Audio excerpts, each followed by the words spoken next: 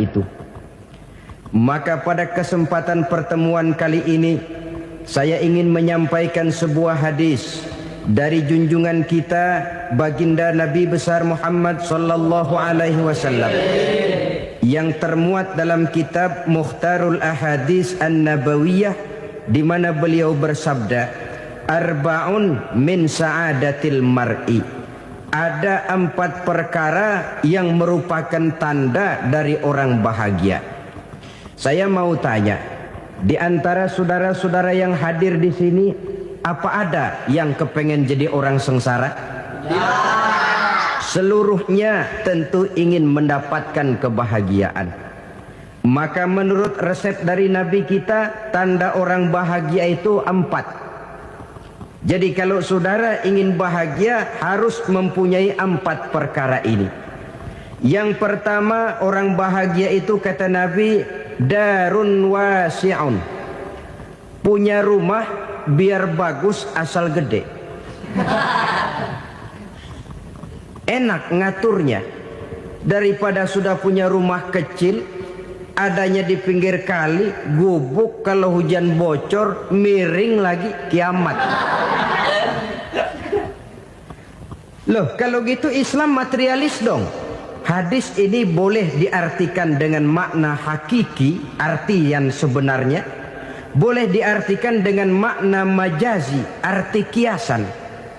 Kalau dia diartikan dengan arti kias, maka yang dimaksud darun wasi'un ay qalbun wasi'un. Rumah yang luas tidak lain daripada hati yang lapang. Karena di situ kunci kebahagiaan yang sebenarnya.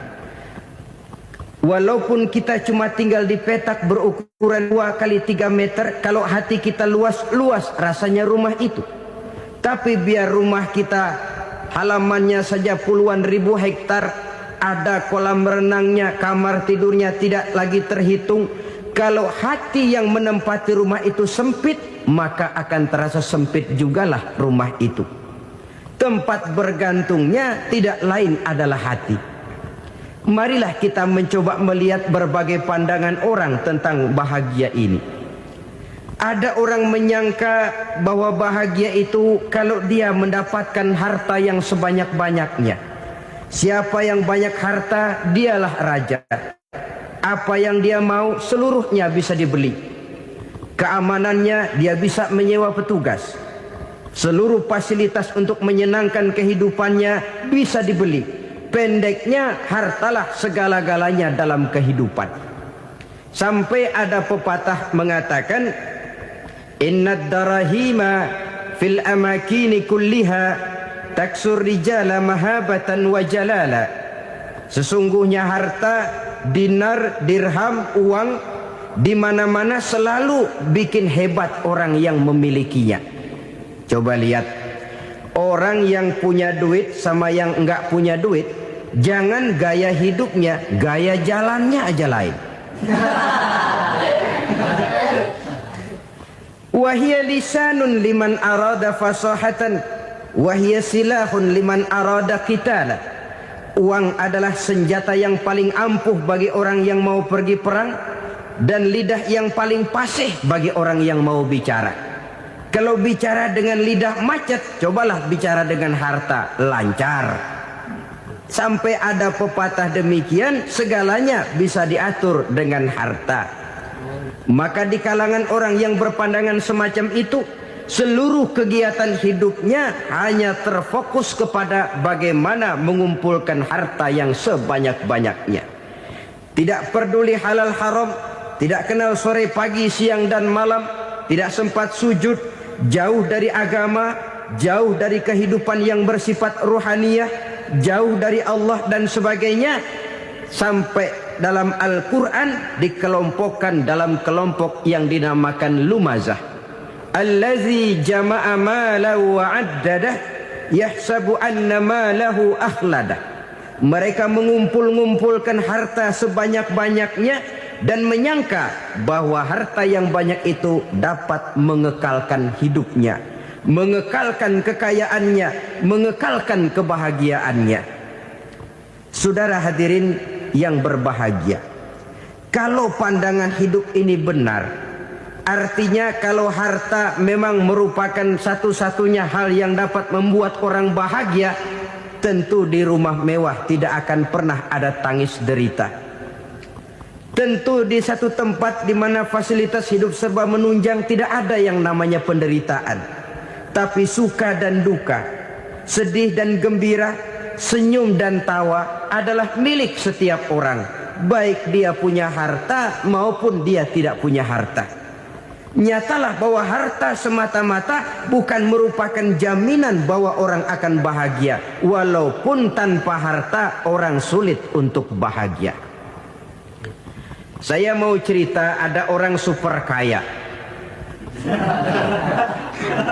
Namanya Aristotle Onesimus, Raja Tanker Yunani. Dia punya kapal tanker saja konon sampai 11 banyaknya. Punya perusahaan penerbangan yang disebut Olympic Airlines. Punya hotel di berbagai kota besar di dunia ini, sejak dari New York, London, Paris, Rome dan sebagainya. Bahkan punya pulau yang dia namakan Pulau Scorpio. Ini kan namanya sudah kaya nggak tanggung-tanggung, punya pulau. Nah, dia punya 2 orang anak, yang satu laki-laki namanya Alexander, yang satu perempuan namanya Maria Onesimus. Seluruh harapannya tertumpah kepada anak lakinya Alexander ini, yang akan meneruskan usahanya, meneruskan kekayaannya, meneruskan dinastinya. Apa yang terjadi? Ternyata anak yang dia harapkan yang bernama Alexander ini mati muda dalam kecelakaan pada waktu dia olahraga. Apa olahraganya? Namanya olahraga anak orang kaya, golongan jet set. Olahraganya olahraga pesawat terbang. Jatuh, ya nggak kapungut, habis mati. Tinggal satu anak perempuannya, Maria Onesimus. Tapi anak perempuan ini juga malah urakan. Terakhir dia pacaran, bahkan kemudian kawin sama orang Rusia. Rupanya Aristotle Onesimus ini broken. Kekayaannya yang berlimpah ruah, perusahaannya yang begitu banyak, siapa yang akan meneruskan? Siapa yang akan menggantikan? Sampai kemudian dia mengurung diri di Pulau Scorpio dan mati di sana secara mengenaskan. Seorang multi jutawan, seorang yang super kaya, mati menyendiri di pulau sepi. Ibarat kata pepatah, anak ayam mati di lumbung. Bukan kekurangan makanan, keurugan makanan. Begitu kehidupan Aristotle Onesimus. Dan banyak orang-orang yang sudah demikian kaya sampai dibingungkan oleh kekayaannya sendiri.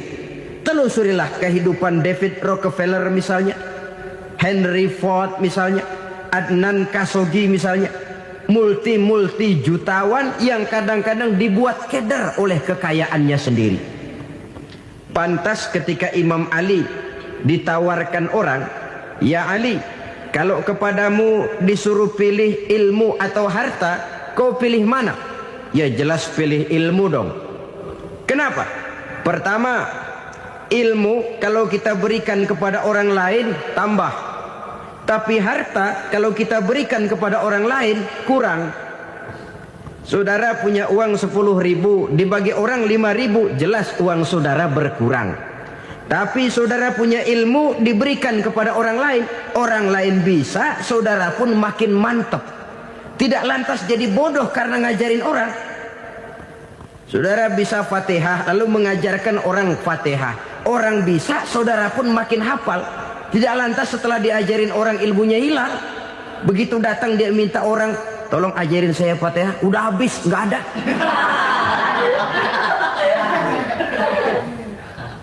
Yang kedua kata Imam Ali, ilmu menjaga kita. Kalau harta kita yang harus jaga. Makin banyak ilmu makin terpelihara diri seharusnya. Tetapi makin banyak harta makin bingung kita jaganya. Sampai kadang-kadang kalau perlu seluruh keliling rumah dipasangi alarm. Belum cukup disewakan anjing besar-besar, pasang di depan pintu, awas anjing galak. Masih belum cukup juga cari centeng tukang-tukang kepruk jaga rumah. Masih terasa belum aman, padahal rumahnya dikelilingi tembok besar. Di balik tembok ada pintu-pintunya tebal. Di balik pintu itu terbuka masuk kamar, kamar pun ada pintunya, pintunya pun kuat. Masuk ke dalam kamar ada lemari, lemarinya pun pintunya kuat, dikunci, kuncinya pun kuat. Tapi terhadap seluruhnya yang timbul cuma sekedar was-was saja. Kesimpulannya sekali lagi, tanpa harta orang memang sulit untuk bahagia. Tapi harta semata-mata tidak merupakan jaminan orang akan bahagia. Dengan hati yang luas, itu modal utama untuk mencapai kebahagiaan hidup. Orang yang hatinya luas, saudara-saudara, punya hati yang lapang, melihat kenyataan hidup ini, dia bersyukur senantiasa kepada Allah. Lantas tidak timbul hasud dan iri hatinya. Oleh karena itu, jiwanya selalu lapang. Kalau tidak, cupik hati namanya. Dangkal pandangan, tidak senang melihat orang lain dapat nikmat, dan itu sering dijadikan contoh. Kalau orang yang lapang dada, dia lihat tetangganya beli TV baru, dia berkata, alhamdulillah ya, tetangga kita beli TV, mudah-mudahan kita bisa ikut nonton. Lapang dadanya. Tapi orang yang sempit hati, lihat tetangga beli televisi, meriang. Enggak diapa-apain, meriang. Besoknya dengar tetangga beli motor, makin sakit, ke rumah sakit. Lalu di rumah sakit dengar tetangganya beli mobil, mati. Disiksa oleh perasaannya sendiri. Orang kalau hati sudah sempit dalam hidup, kemanapun dia pergi, sempit rasanya medan kehidupannya. Kemudian kita melihat juga ada orang yang menilai bahwa bahagia itu katanya kalau punya kedudukan yang tinggi, pangkat yang agung, wibawa yang besar. Mungkin betul, tapi mungkin juga tidak. Bergantung kepada hati orang yang punya pangkat itu. Sama dengan harta tadi. Harta akan membawa bahagia kalau dia jatuh ke tangan orang yang berhati lapang. Tapi harta akan jadi bencana kalau jatuh ke tangan hati orang yang sempit. Pangkat akan membawa bahaya kalau jatuh di tangan hati orang yang sempit. Lebih dari itu, kenyataan mengajarkan kepada kita bahwa ternyata pangkat dan jabatan tidak selamanya memberikan kebahagiaan dalam kehidupan. Bahkan resikonya kelewat besar. Beberapa bukti kita bisa ambil dari para pemimpin dunia yang menjadi korban lantaran pangkat dan jabatan yang disandangnya. Saudara ingat Presiden Abraham Lincoln dan John Kennedy dari Amerika? Dibunuh orang. Park Chung-hee dari Korea Selatan, Ziaur Rahman dari Bangladesh, Anwar Sadat dari Mesir, terakhir Indira Gandhi dari India, menjadi korban dari pangkat dan jabatan yang disandangnya dari orang-orang yang tidak senang dia memegang jabatan itu. Dia akan mudah mengundang bencana.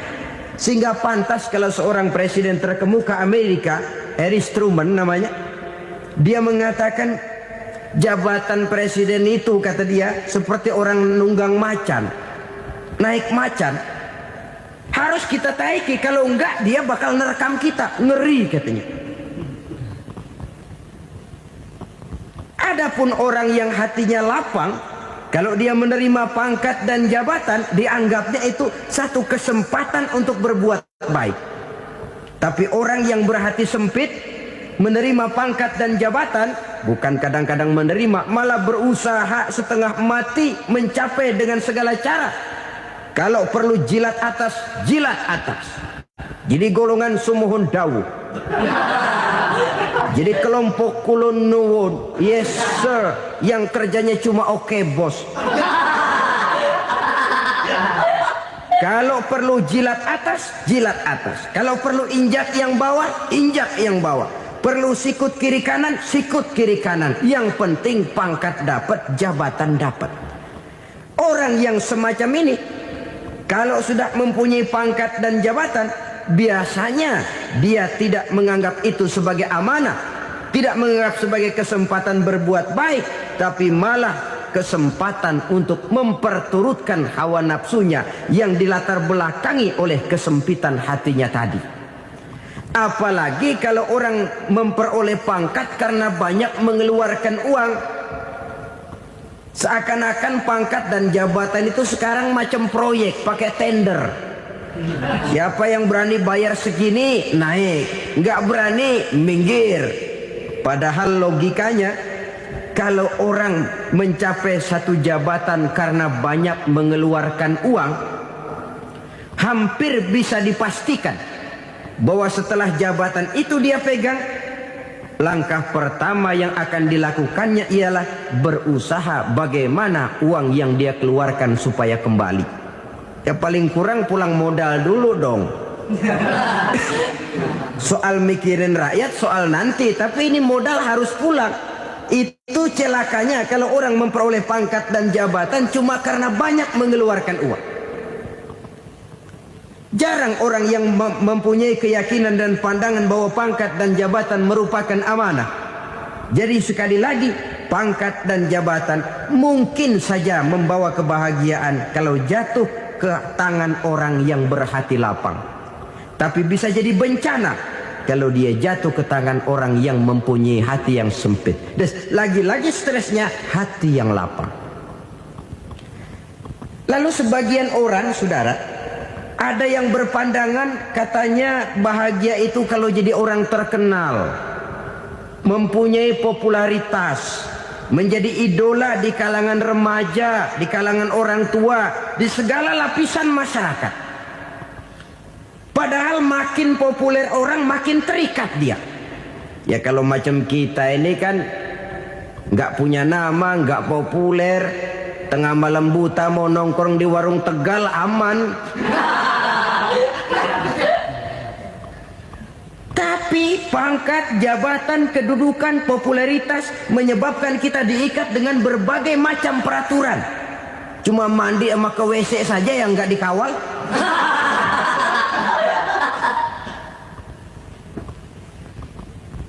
Benarkah popularitas, ketenaran membawa kebahagiaan? Mungkin. Ya, tapi mungkin juga tidak. Kenapa? Banyak orang-orang populer yang mengakhiri hidupnya secara tragis. Kita ambil beberapa nama. Di Amerika tahun 60-an ada bintang seksi paling terkenal yang dijuluki seks bom. Bom seks. Sampai sekarang jadi legenda, namanya Marilyn Monroe. Singkatan doublenya itu inisialnya MM, Marilyn Monroe. Terkenal top sampai dia mati tahun 62, namanya sekarang masih saja dibicarakan orang. Kenapa dia bunuh diri?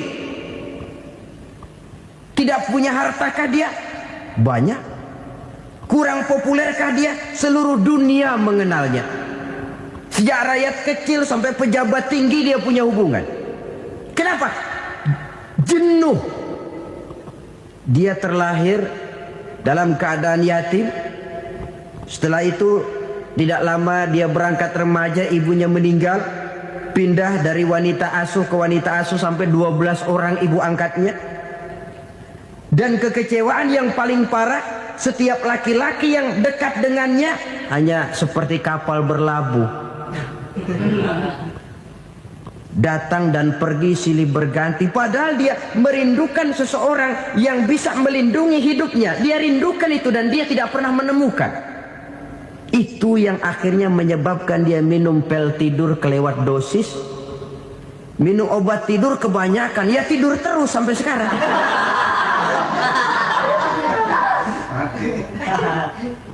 Dia mengakui, saya telah memiliki ketenaran, tapi saya tidak pernah hidup dalam ketenaran itu. Saya pandai main sandiwara, tapi saya ingin hidup dalam alam yang real sebagaimana umumnya orang. Itu yang dia rindukan. menyusul jejak yang namanya Marilyn Monroe ini.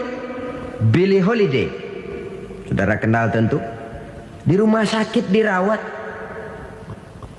Dia juga minum obat overdosis, mati lagi. Jimi Hendrix minum obat tidur overdosis kelewat batas, mati lagi. Lalu yang menghanyutkan diri di danau, Janis Joplin dan Brian Jones. Ini orang-orang populer, orang-orang terkemuka yang mengakhiri hidup secara tragis, bukan karena tidak terkenal, mungkin karena sudah saking terkenalnya. Contoh paling belakangan, Bruce Lee. Wah, ini tukang-tukang kepruk tentu kenal siapa dia. Sampai sekarang pun tabir kematiannya masih merupakan misteri. Dan yang masih hidup juga menunjukkan gejala yang aneh. Michael Jackson, rumahnya di Beverly Hills itu dijaga sedemikian rupa, dan dia selalu curiga kepada setiap makanan harus steril, bersih dari segala macam kimia. Kemana dia pergi, itu tukang-tukang kepruk sudah selalu menjaga dan mengawal, dan dia seakan takut menunjukkan mukanya yang asli. Hingga kalau tampil ke tengah di luar show, dia kadang memakai pakaian yang tidak menunjukkan dia yang sebenarnya, takut dikenali orang. Ternyata popularitas sering jadi momok yang meracuni kehidupan manusia. Oleh karena itu, benarlah junjungan kita pada saat beliau mengajarkan orang akan bahagia kalau dia mempunyai hati yang lapang. Nah, sekarang masalahnya untuk mendapatkan hati yang lapang, caranya bagaimana?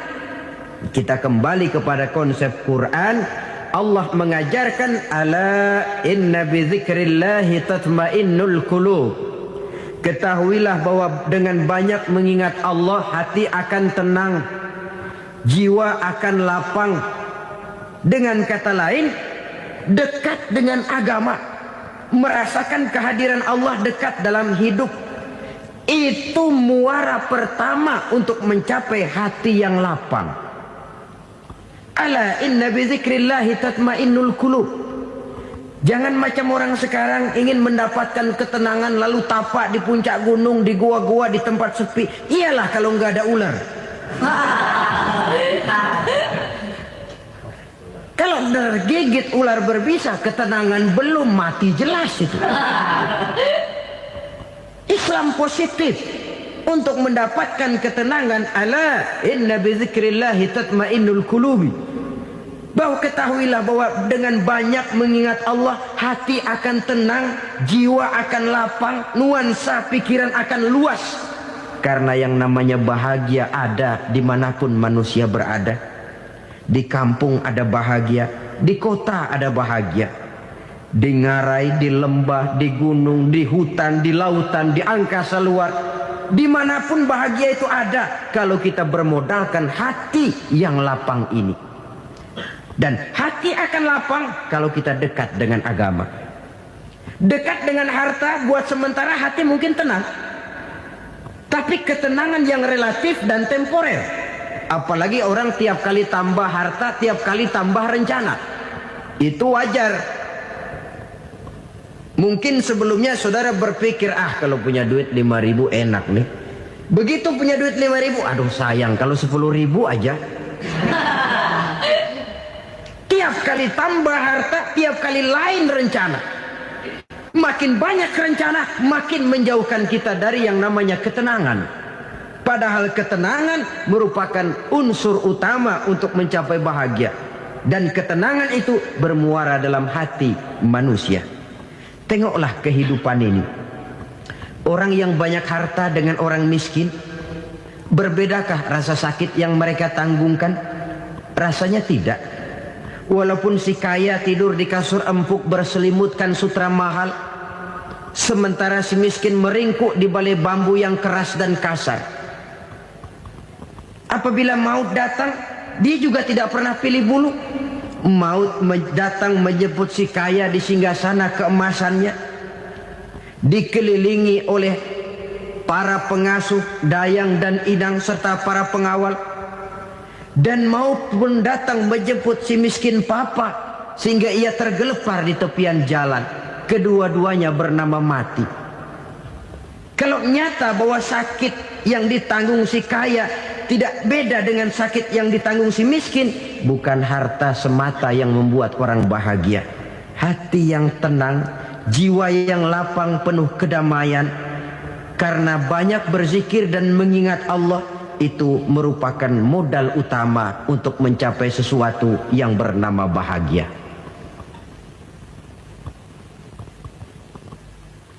Saudara hadirin yang saya hormati, inilah yang pertama dari 4 ciri yang digambarkan oleh Nabi tentang tanda-tanda orang bahagia.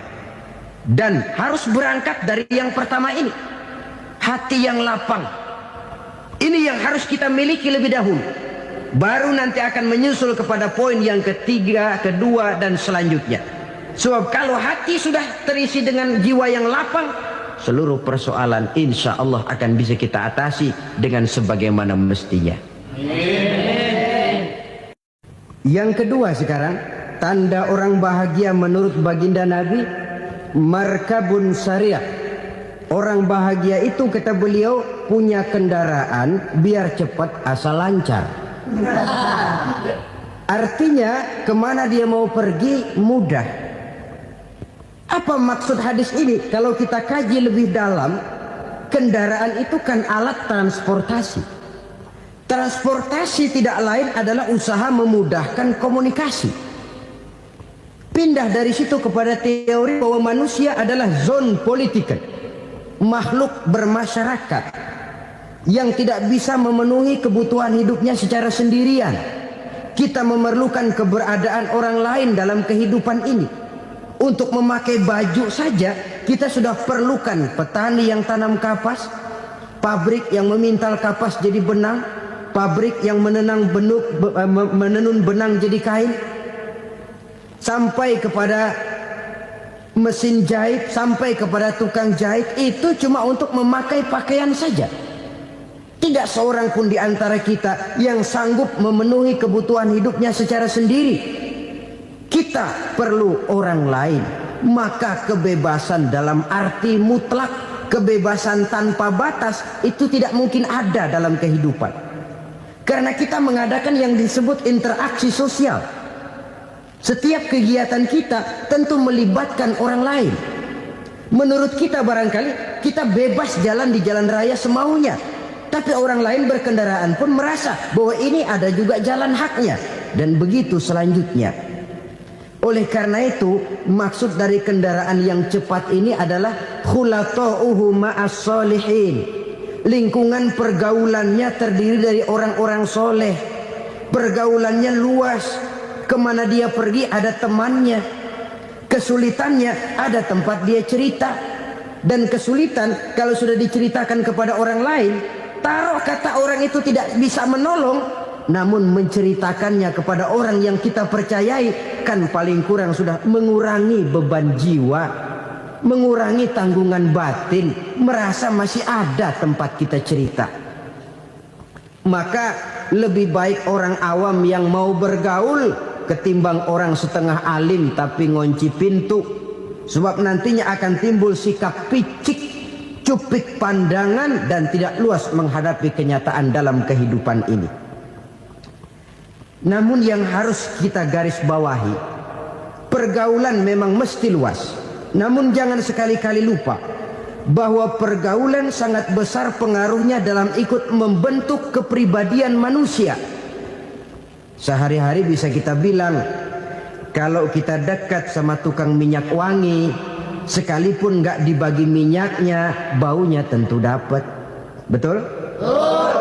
Tapi dekat sama tukang elas, walaupun nggak kena apinya, asapnya mesti kena. Kalau Syauqi mengatakan lebih jelas lagi, man asyaral asrafa asa musyarrafan wa muasyiral anzali ghairu musyarrafin.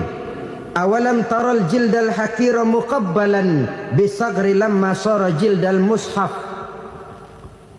Siapa yang bergaul dengan orang mulia, dia bakal ikut menjadi mulia. Tapi siapa yang berteman dengan orang hina, dia tidak bakal ikut menjadi mulia. Tidakkah kau lihat, kata Syauqi, kulit kambing yang hina pun dicium orang ketika menjadi kantong Quran. Kulit kambing hina, kalau dia sendirian gak ada yang mau cium. Tapi begitu dia bergaul dengan Quran, menjadi kantong Quran, dipakein minyak wangi, ditaruh di tempat yang tinggi, mau diambil dicium dulu, dibawa dengan penuh hormat dan hati-hati. Kulit kambing yang hina lantaran berteman dengan Quran, numpang mujur. Tapi coba lihat kalau kulit kambing berteman dengan kayu, jadi beduk, habis. Zohor dikemplang, asar dipukul. Itu kan sedikit saja, cuma salah milih teman. Yang temennya Quran dihormati orang, yang temennya kayu lantaran jadi beduk, gelap-gelap subuh orang udah kemplangin.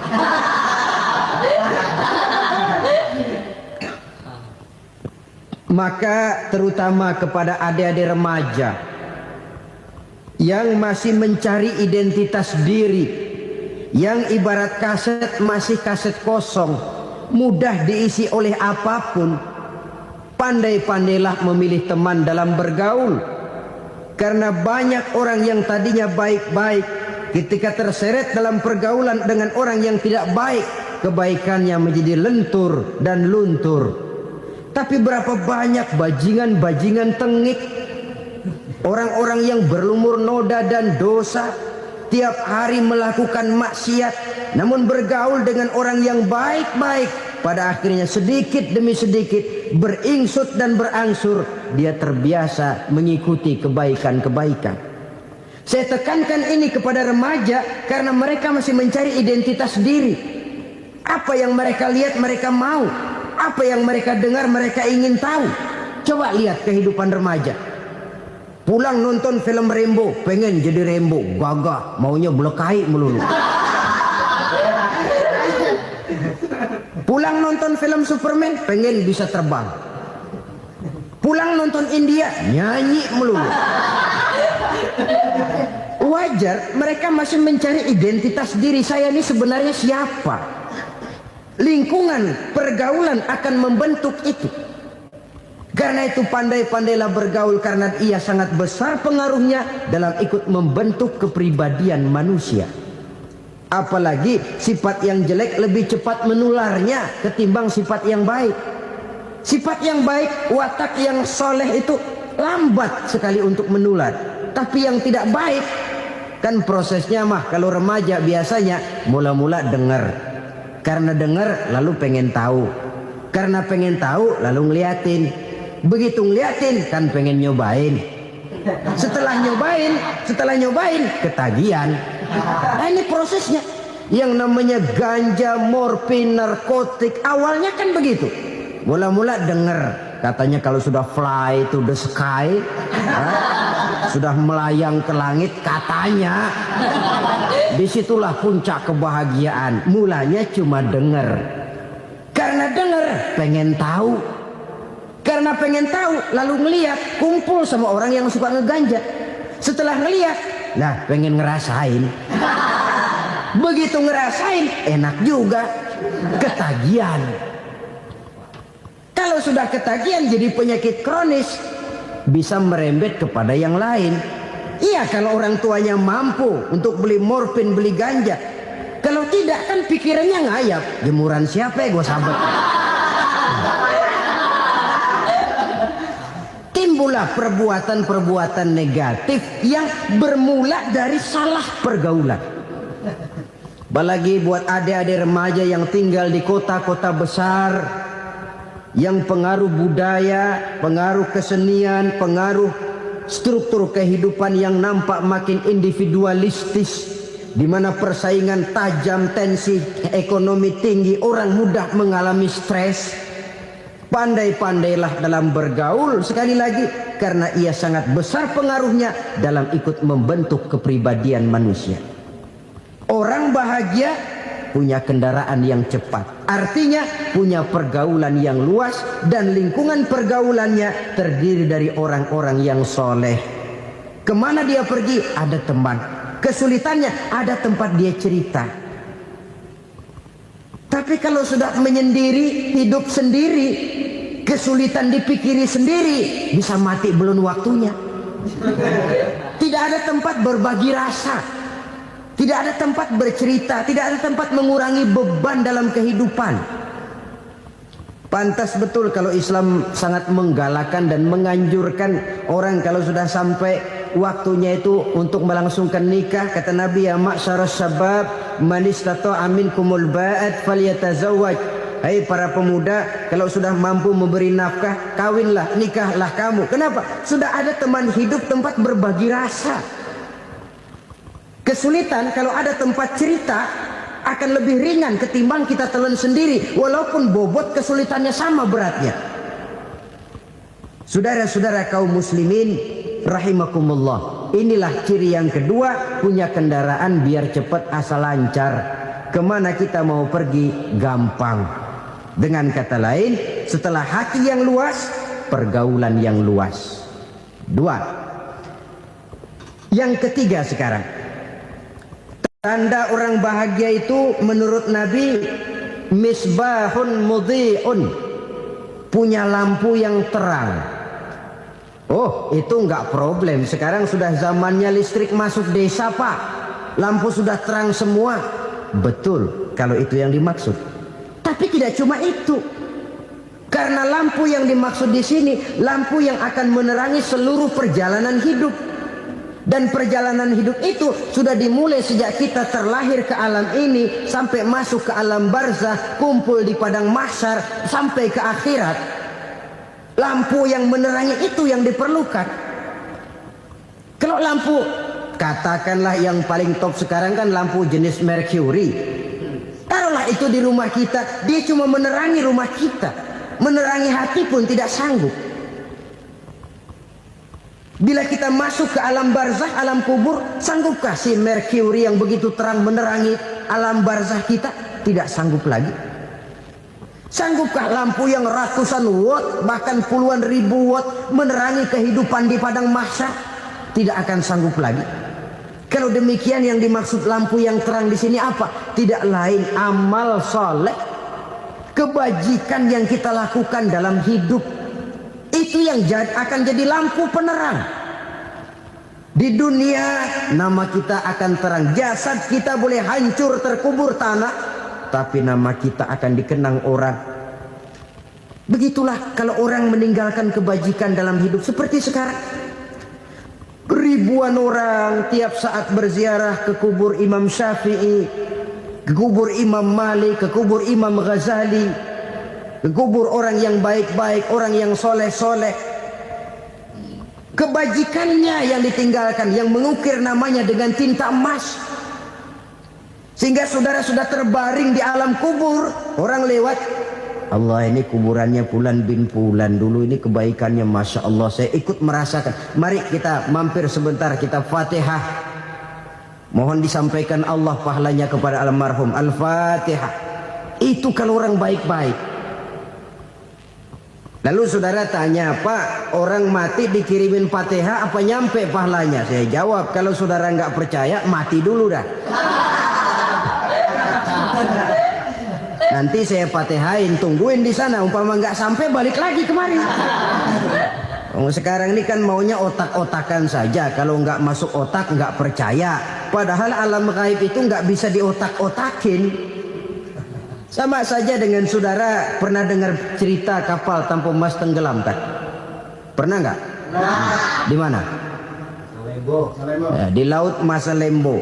Begitu ke tanpa emas tenggelam, ratusan penumpang itu terjun ke laut, dipermainkan gelombang, berjuang menghadapi maut itu. Orang lagi timbul tenggelam di lautan, dihantam ombak, kita tengokin pakai helikopter. Pak, lagi timbul tenggelam ya? Iya, tolongin. Jangan khawatir Pak, nih saya kirim intan Pak, harganya 10 juta. Kira-kira orang yang timbul tenggelam di laut seneng nggak? Tidak. Kan mahal toh intan 10 juta. Kenapa dia nggak senang? Karena intan 10 juta dalam kondisi seperti itu tidak sanggup menyelamatkan dia. Dia akan girang kalau dikirimin ban mobil bekas, dikirimin papan terentang atau bambu. Intan yang 10 juta dia nggak girang. Ban mobil bekas yang 1000 perak, tuh pegang, itu yang dia girang betul. Inilah sebabnya Nabi berkata, mal mayyitu fi qabrihi illa kal ghariqil mutaghawwis. Orang yang meninggal di alam kuburnya seperti orang timbul tenggelam di lautan. Yantaziru da'watan min ahli, menunggu doa dari keluarganya yang masih hidup. Duh, bapak saya sudah meninggal, saya sayang benar sama dia. Kirimin kulkas ke kuburannya Itu sama saja dengan tadi orang tenggelam di lautan dikirimi intan yang harganya 10 juta, ndak sampai. Begitulah kalau kebajikan yang kita tinggalkan dalam hidup, sudah mati pun kubur kita masih diziarahi orang. Tapi kalau jahat yang kita tinggalkan, boro-boro lah orang mau doa lewat dekat kuburan kita juga serem. Tuh bajingan no, dulu mati dipendem di situ tuh. Jangan lewat situ, ntar kesurupan, jangan. Lewat saja orang ngeri. Konon lagi membacakan Fatihah dan mengirimkan doa. Hidup pada hakikatnya adalah kesempatan untuk berbuat baik. Maka sekali kesempatan itu diberikan, manfaatkan dengan sebaiknya. Sebab kesempatan kedua tidak akan pernah ada. Kesempatan berbuat baik di sini, di akhirat sudah pembalasan namanya. Sekali kesempatan itu dicabut, dia tidak akan pernah dikembalikan lagi. Kata Iqbal, hidup tidak mundur ke belakang, Bung. Berhenti diinjak orang, mundur hancur. Tidak ada kata mundur dalam hidup ini. Berhenti diinjak orang, mundur kecebur. Tidak ada kata lain. Harus maju dalam kehidupan, dalam artian yang positif. Hidup adalah kesempatan untuk mengumpulkan kebajikan yang sebanyak-banyaknya. Di situ nilai daripada manusia. Sekarang ini memang nggak kelihatan kok, orang yang banyak pahala sama yang banyak dosa nggak kelihatan kok. Barangkali kalau habis bikin dosa palanya pada benjol, mungkin orang takut sama dosa. Tapi sekarang sama saja, orang yang banyak dosa dengan yang nggak banyak dosa jalan bareng dari belakang, sama, nggak kelihatan beda. Tapi ada waktunya di mana pahala memegang peranan, di mana dosa diperlihatkan. Sama saja kalau kita bawa mobil siang, lampu kan nggak begitu berfungsi. Apa lalu bilang, alah ini lampu berat-beratin, copot-copotin aja dah. Tidak perlu begitu. Kenapa? Pada suatu saat malam senja akan datang. Bila matahari terbenam, senja pun datang, gelap mulai merayap, disitulah baru terasa perlunya lampu. Pahala begitu. Sekarang orang yang nggak ada pahalanya nggak kelihatan dalam kehidupan. Tapi pada suatu saat senja kehidupan akan datang. Ajal merenggut nyawa, malam merayap, dan hidup mulai diliputi kegelapan di alam barzah. Dikala itu kalau nggak punya lampu, alangkah malangnya kita. Sebab amal yang baik, kata Nabi, di alam barzah itu akan diciptakan menjadi perempuan yang cantik menemani kita. Amal yang jahat akan menjadi orang yang paling jelek nemenin kita. Udah di tempat gelap yang nemenin jelek.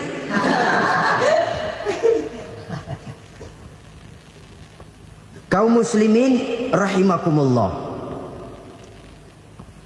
Kalau demikian masalahnya, tergantunglah kita pandai memanfaatkan waktu. Al-waktu kasayf. Waktu itu cepat sekali. Yang namanya waktu itu tahu-tahu. Tahu-tahu udah tahun 87. Tahu-tahu udah begitu. Tahu-tahu yang kemarin anak-anak sekarang udah pada punya anak. Tahu-tahu saja itu. Begitu cepat waktu berlalu. Kalau tidaklah pandai kita memanfaatkannya, akan rugi kita. Nabi bersabda, "Man kana yaumuhu khairun min amsihi fahuwa rabih." Barang siapa yang hari ini lebih baik daripada hari kemarin, itu orang untung. Hari ini lebih baik daripada kemarin.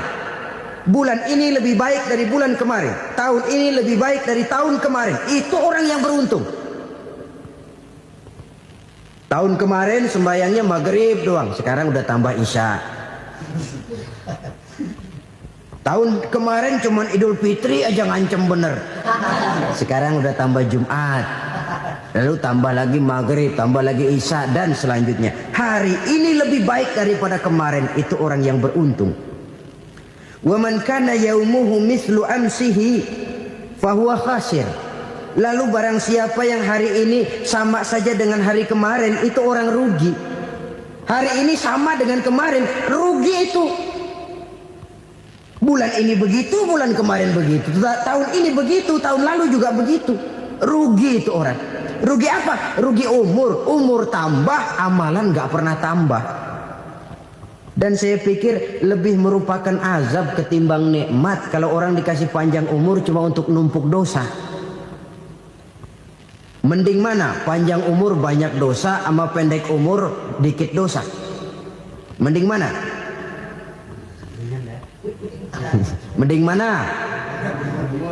Ya, paling mending tentu panjang umur banyak pahala.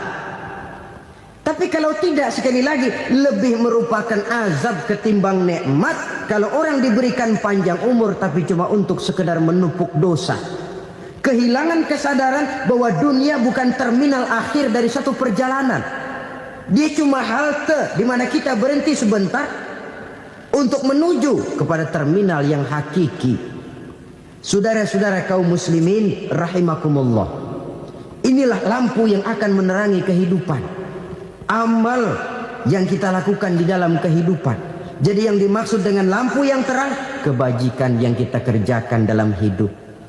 Nah, setiap orang di awal tadi saya bilang ingin bahagia. Bahagia itu kan hakikatnya kumpulan senang dan selamat. Senang, selamat. Apa bedanya? Senang tapi tidak selamat, nggak bahagia. Selamat tapi nggak senang, nggak bahagia orang. Contoh, kalau orang korupsi, duitnya banyak, senang dia, tapi keselamatannya. Ada tentara baris di samping rumahnya udah bingung, padahal tentara latihan. Tentara cuma latihan dia bingung. Senang, tapi karena keselamatannya tidak terjamin, dia tidak bahagia. Sebaliknya pegawai negeri jujur benar cuma segaji-gajinya, selamat nggak korupsi tapi melarat, ya nggak bahagia juga, kurang senang. Kesenangan dan keselamatan untuk dunia saja, ya sekali lagi, kalau cuma sekedar untuk dunia saja bisa dibeli pakai uang, bisa dibeli pakai uang. Saudara ingin selamat bisa dibeli pakai uang, saudara ingin senang bisa dibeli dengan uang. Tapi setelah mati masuk ke alam barzah, habis kekuasaan uang. Nggak bisa lagi beli keselamatan pakai uang. Tidak mungkin lagi membeli kesenangan dengan uang. Di situ pahala yang megang peranan. Makin banyak pahala, makin banyak saham untuk membeli kesenangan dan keselamatan, untuk memperoleh yang namanya bahagia. Dan jangan lupa loh, di alam barzah kita nggak sebentar menunggu datangnya kiamat. Loh iya, kalau kita begitu dikuburin terus kiamat datang untung. Tapi kalau masih harus 1000, 2000, puluhan ribu tahun yang akan datang dalam satu penantian yang begitu lama tanpa saham untuk memperoleh kebahagiaan, satu kemalangan yang tidak ada pernah putus-putusnya. Janganlah tergelincir oleh kebahagiaan sebentar yang menipu dengan mengorbankan kebahagiaan hakiki yang berjangka panjang. Apa artinya senyum sejenak kalau harus ditebus dengan tangis seumur hidup? Biarlah kita minum jamu, pahit memang, getir memang, tapi kan besok badan sehat. Daripada sekarang minum sirup, manis memang, enak memang, tapi bibir pada jontor besoknya. Sirawan, batuk, nggak karu-karuan. Banyak orang tertipu oleh kesenangan yang sebentar. Padahal laisa kullu ma yalma'u zahaban. Belum tentu semua yang berkilat itu emas. Belum tentu semua yang gemerlap itu intan. Karena itu marilah manfaatkan kesempatan yang diberikan Allah ini untuk mengumpulkan kebajikan yang sebanyak-banyaknya. Yang terakhir sekarang, yang keempat, tanda orang bahagia kata Nabi. Zaujatun salihah. Orang bahagia itu tanda yang keempat kata Nabi, punya istri biar cakep asal taat. Sudah surga itu sudah. Cakep Istri kayak gitu, kalau belum mati jangan dikuburin dulu. Sudah cakep, taat lagi. Tapi kadang-kadang enggak, udah jelek ngadat melulu. Apa yang mau dipilih? Sebab itu Quran mengatakan istri pakaian untuk suami, suami pakaian untuk istri. Kenapa suami istri diibaratkan pakaian? Alangkah tingginya gaya bahasa Quran ini. Suami istri teman hidup, hidup perjalanan panjang. Sejak kita dalam rahim sudah ada hidup kan di sini. Sampai ke alam dunia, masuk ke alam barzah, kumpul di padang mahsyar, sampai menuju akhirat, itu perjalanan hidup. Carilah istri atau suami teman hidup yang membawa manfaat tidak hanya kehidupan di dunia ini, sampai di alam barzah, sampai di padang mahsyar. Suaminya mungkin meninggal lebih dulu atau istrinya mungkin meninggal lebih dulu. Tapi suami atau istri yang masih hidup berbuat kebajikan. Suami saya meninggal, ada hartanya, saya sedekahkan, niat pahala untuk almarhum suami saya. Ini teman hidup. Tidak dibatasi dan tidak bisa dipisahkan oleh maut sekalipun. Zohirnya mungkin pisah, badannya mungkin pisah, tapi hatinya, jiwanya, kebersamaannya dalam menghadapi kehidupan. Karena itu, saudara-saudara, bahasa Quran indah. Suami istri diibaratkan seperti pakaian. Apa fungsi pakaian? Pertama, pakaian jadi kebanggaan. Artinya suami harus menjadi kebanggaan istri, istri harus jadi kebanggaan suami. Yang kedua, pakaian itu kan fungsinya menutup aurat. Artinya sesama suami istri harus saling menjaga kekurangan masing-masing. Jangan malah sesama suami istri saling membongkar rahasia dan aibnya sendiri-sendiri.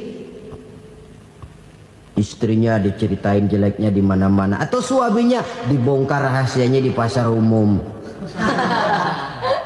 Itu sudah tidak lagi berfungsi sebagai pakaian. Kenapa semua ini diperlukan? Karena kita menyadari bangsa yang baik terdiri dari masyarakat yang baik. Masyarakat yang baik merupakan susunan dari warga yang baik. Warga yang baik adalah terdiri dari rumah tangga yang baik. Dan rumah tangga yang baik merupakan susunan dari pribadi yang baik. Dari situ langkah dimulai. Membangun satu bangsa yang baik diawali dengan membangun rumah tangga yang baik, dengan menciptakan pribadi-pribadi yang baik. Sehingga dari sini diharapkan berkembanglah nilai-nilai kebaikan. Orang akan bahagia mempunyai istri yang soleh. Kenapa? Tidak ada seorang suami bisa sukses jadi apapun dia, apapun profesinya. Dokterkah, kiaikah, mubalikah, petanikah, pengusahakah, pejabat tinggikah, tidak ada seorang suami yang bisa sukses tanpa peran serta istrinya. Walaupun memang peranan itu tidak begitu kelihatan, tapi sangat menentukan.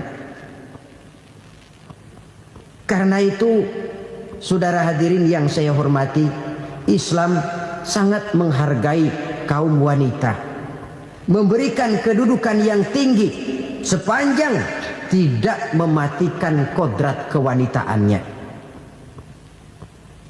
Nah, kalau sudah kesuksesan ini diawali dari rumah tangga, karier di masyarakat mudah untuk dikejar.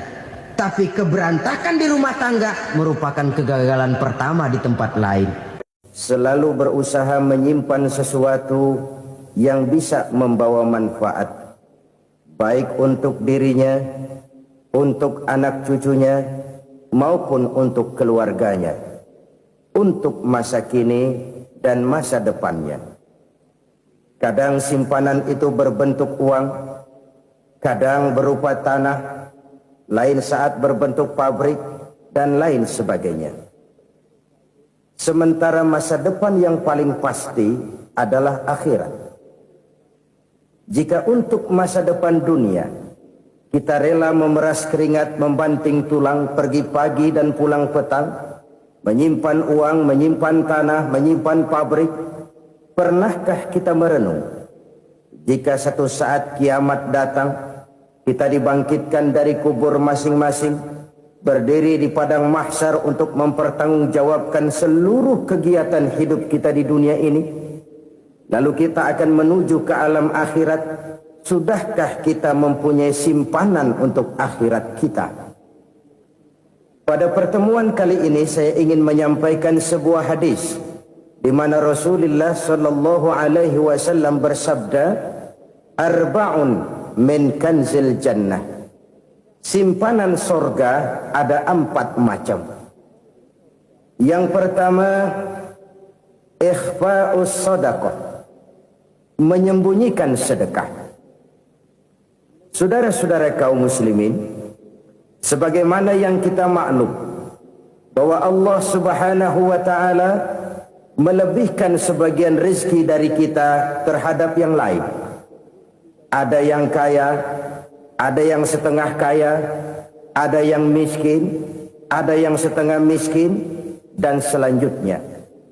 Ada yang gajinya kecil tapi penghasilannya gede. Ada yang penghasilannya gede tapi nggak punya gaji. Ada juga yang memang gajinya gede dan penghasilannya gede. Kelebihan rezeki merupakan sunnatullah dan tidak harus membuat kita merasa lebih dari yang lain. Bahkan sebaliknya, kelebihan itu harus membuat kita ringan tangan untuk menolong mereka yang memang memerlukan pertolongan. Kalau saudara diberikan ilmu, maka pertanyaan akhirat cuma satu: ilmumu kau amalkan untuk apa? Kalau saudara diberikan umur yang panjang, pengadilan akhirat juga bertanya satu: umurmu kau habiskan di mana? Tapi kalau saudara diberikan harta, pengadilan akhirat akan bertanya dua: hartamu kau dapat dari mana? Kau belanjakan kemana? Dari mananya ditanya, dan kemananya juga ditanya. Oleh karena kita akan dimintakan pertanggungan jawab, maka amanah yang bernama harta ini harus kita gunakan dengan sebaik-baiknya. Ada penggunaan yang merupakan kewajiban, itu zakat namanya. Ada penggunaan yang sewaktu-waktu, itu infak namanya. Ada yang lebih sewaktu-waktu lagi, dan itu sedekah namanya. Zakat dia terikat oleh haul dan nisab, oleh putaran batas waktu dan ukuran dari harta itu sendiri. Sedangkan infak terikat oleh situasi dan kondisi perekonomian seseorang. Sedangkan sedekah tidak terikat dengan apapun. Dalam kondisi seperti apapun kita bisa melakukan sedekah dengan yang terkecil sekalipun. Sampai-sampai Rasulullah sallallahu alaihi wasallam mengajarkan, la tahqiranna minal ma'rufi syai'an walau an talqa akhaka biwajhin talik. Atau ada hadis, tabassumuka fi wajhi akhika laka shadaqah. Senyumanmu kepada temanmu adalah sedekah. Jadi untuk melakukan sedekah tidak harus dalam berbentuk uang.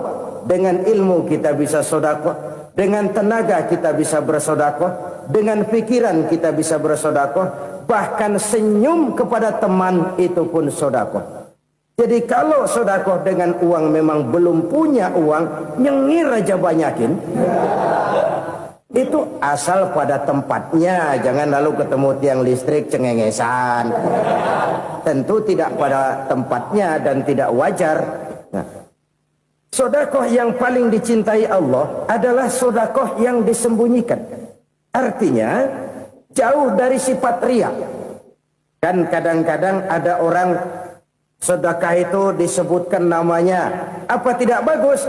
Kalau memang niatnya ikhlas, ya bagus-bagus saja. Untuk memberikan sugesti kepada yang lain. Si Fulan bin Fulan nyumbang sekian, diumumkan.